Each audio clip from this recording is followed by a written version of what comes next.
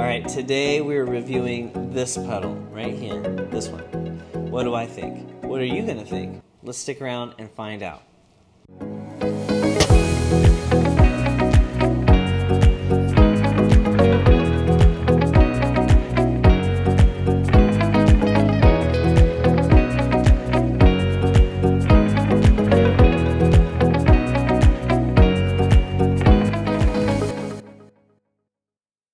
Hey everyone, thank you for joining me on my channel, Review This, where we discover something together as we review gear, guitars, worship songs, and more. And today we're on the first video of a new series called Pedalboard Pieces, where I review gear that lives on a modern contemporary pedalboard and hopefully give you some insights into the gear and how to use it. Let's check it out. Alright guys, well, welcome once again to the channel, and I'm really excited. This is my first video of the channel, and so if you are here, please hit the like button, subscribe, share this channel with your friends if you are enjoying the content or if you feel like you're getting some value out of it as well. So what we're going to be doing today is, like I said, we're going to be talking about things that live on our pedal boards, and so that can include anything from pedals themselves, from pedal supplies like power supplies, the pedal board itself. We can talk about tuners, we can talk about switchers, we can talk about loopers. There's so many things that we have on here. And being a worship leader, it's really important for me to be able to teach people who are interested in some of the gear that I already have and to look for some suggestions. We also, at some point, are going to have the opportunity to talk about like some worship songs and to review the lyrics and to do all that kind of stuff, maybe even some lessons in the future. I'm not exactly sure. I'm just putting this out here in faith, believing that God's going to do something with it and that you guys are going to get some enjoyment and maybe, I don't know, some educational factors out of it as well. So first of all, I want to tell you about this pedal itself. The pedal is called the EHX Soul Food. So EHX stands for Electro Harmonics. And EHX itself was founded by a gentleman named Mike Matthews, who is an electrical engineering graduate, actually has his master's degree and also a business degree from Cornell University. He's actually a very well-educated man. He's a guy who is very passionate about creating good gear. So let's talk about the Soul Food itself, okay? So a lot of people would kind of compare this to a Klon, right? For those of you who don't know, a Klon is like this mystical and magical transparent overdrive. So what do I mean when I say transparent overdrive? Well, have you ever plugged into an overdrive or a distortion pedal and it sounds like a totally different guitar? Like you're playing through a nice amp and you're playing through a nice guitar and you plug this thing in and it sounds like a bucket of bees, or it just totally changes the character of the tone. Well, a transparent overdrive seeks to boost and enrich and fatten up that sound without affecting the actual character of your guitar or amp. And so Klon is one of the best pedals that have ever done that. And you know, sometimes they go for like $3,000, $6,000, $10,000, which is just crazy. Now this little fella here, I believe, comes in at around $101. So definitely a better deal. Now there are a bunch of shootouts with the Soul Food and other Klon type pedals, and the Soul Food, honestly, for the price point, in my mind, always seems to win out. I also hold a special spot in my soul for this specific pedal because it's one of the first overdrive pedals that I got that really made me feel like this sounds good. You know, like I feel like I sound good right now. So we're gonna get into the sound samples and the controls right now. Here we go.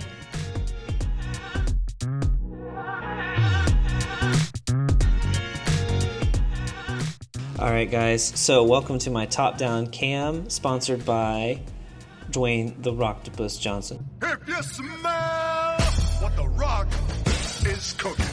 So we're going to talk a little bit about the casing of the Soul Food and the controls really quick. So if you're familiar at all with overdrives of any sort really, then you probably will recognize most of these knobs. So number one is the drive knob. Now that adds in your drive.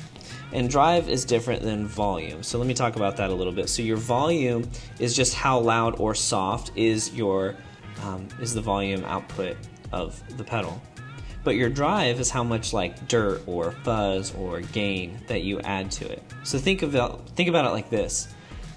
Running high gain and low volume will give you that overdriven sound without blasting your eardrums out. And if you run low gain but at a high volume, you'll probably get like a glassy sort of clean tone, which a lot of people really like. And somewhere in between, you'll get somewhere in between. So this is typically how I have this one set up. I have my volume around noon. I don't like it when I engage my pedals and all of a sudden it like demolishes my eardrums by quadrupling the decibel, right? Like I don't want to do that. So I like to keep everything pretty neutral as far as the volume goes. Now as far as the drive goes, because this is a transparent overdrive, I don't want to completely change the character, and so I'm trying to play to this pedal's strengths by doing that. And so I also keep the treble usually around noon, maybe even a little bit lower, like something like that. Why do I do that? Well, the treble to me is something that can help you cut through a mix, but it's also something where if you have like a ton of reverb or delay, it can become really shrill really fast. So tip for you, if you are somebody who runs a humbucking guitar like a Les Paul or I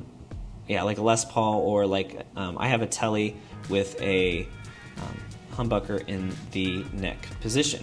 And when I'm in that position, you can afford to get a little bit more treble out of this guy. And if you're running a Telecaster, like a traditional Telecaster with single coils or a Strat, or really even like a Gretsch with P90s in it, you may want to back that off a hair. It's season to taste, friends, season to taste. So this is how I typically would have it set up. I'm going to go ahead and get plugged into my amp, get strapped up with my guitar, and we're going to listen to how this thing sounds.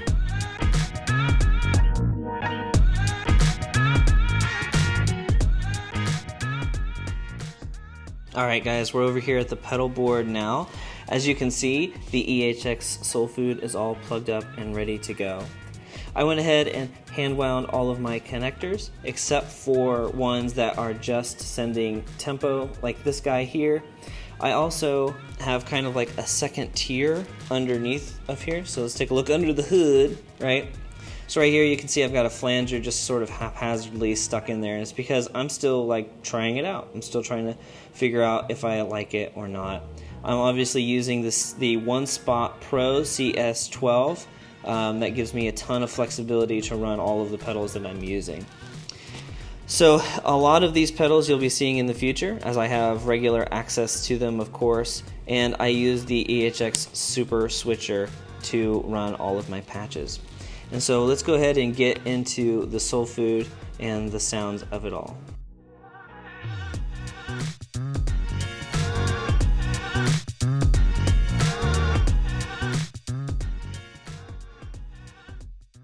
Alright guys, so I am currently equipped with my vintage reissued series. It's a V72, it's a Telecaster style guitar, semi-hollow, thin lines, whatever you want to call them.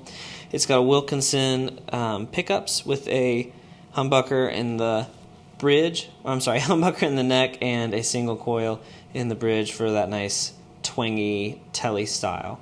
I'm also running a PV bass amp as just kind of a clean, warm sound.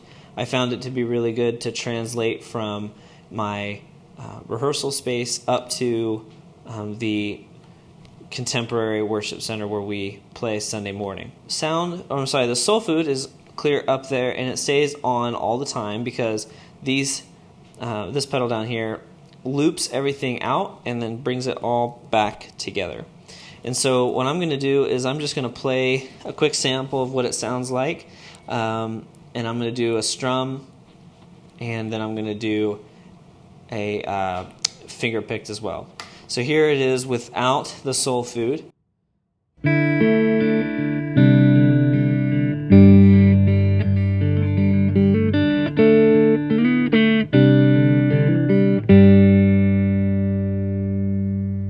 right, and with the Soul Food.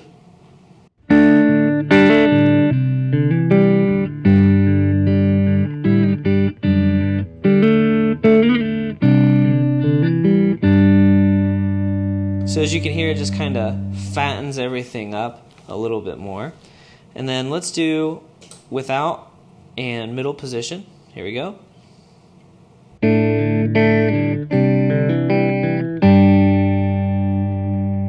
All right, and with.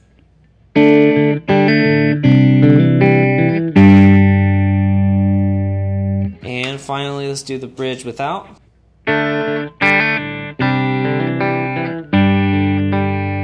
And with.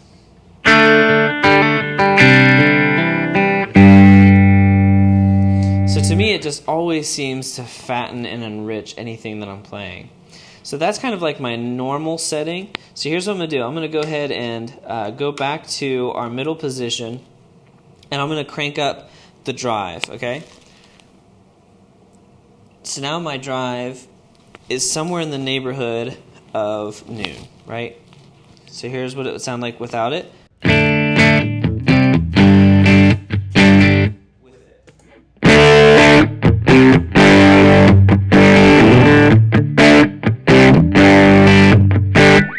Which, in my opinion, sounds awesome, especially when you go into the bridge position like this.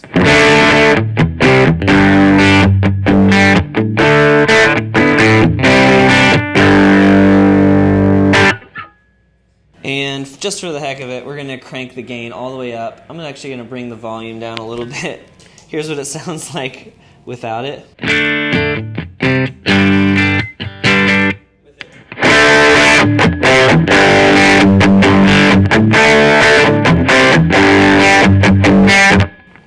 So very like aggressive. So as you can tell, it has like this full spectrum ability to act like a clean boost and like a fattening effect, all the way up to like a full-on overdrive. And I think that's kind of what Klon is going for as well. So here's what I'm going to do. I'm going to go ahead and put this thing into context, because in my mind, no pedal is complete basically without any other pedal. Okay? So we're going to bring the drive back down to where I normally would have it. Bring the volume up, the treble up to about noon, and that's about it.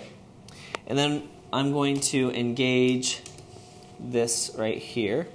So this is engaging a number of my pedals on here, some reverb, some chorus, and that's about it. So here's what it would sound like, okay? So without the Soul Food, it would sound like this.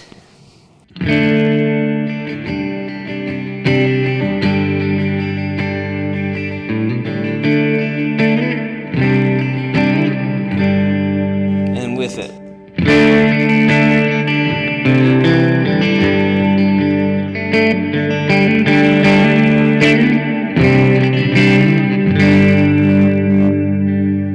So it really just seems to warm everything up. Let's go to a different preset here. So I'm going to go back into my preset mode, and let's choose something with a little bit more breathiness to it. All right, I'm going to turn off my other gain pedal. Okay, and so here's what it would sound like.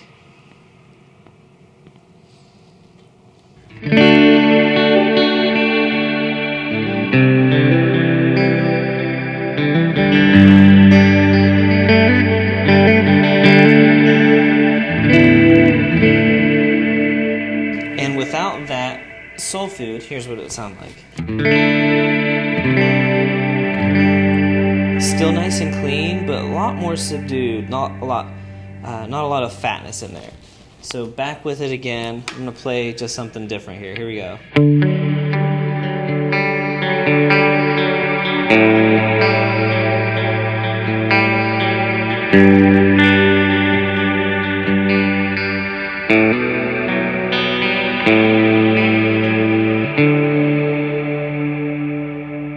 So with a lot of like reverb and that Soul Food, to me it just really gets like this nice fat sound, very ambient.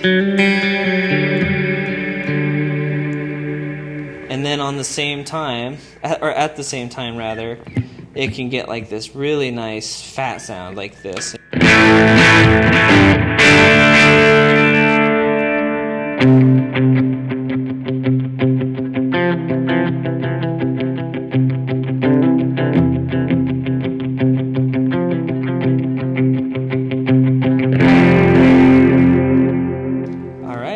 Okay guys, first of all, thank you for making it this far. If you have made it this far, I don't have any prizes or gifts to give away yet at this point.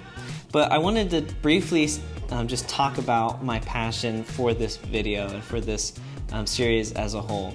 For me, we can get so caught up in the tech or the gear or the guitar or the amp and everything else. And really, the reason we play, at least the reason we should be playing, is not for our own glory or gratification or to feel cool about ourselves. The real reason that we should be playing is so that we can get past the gear and the playing itself. To me, worship is not music. Worship is a lifestyle, but it's also an act where we can praise God. And worship and praise go hand in hand, and we can talk more about that later.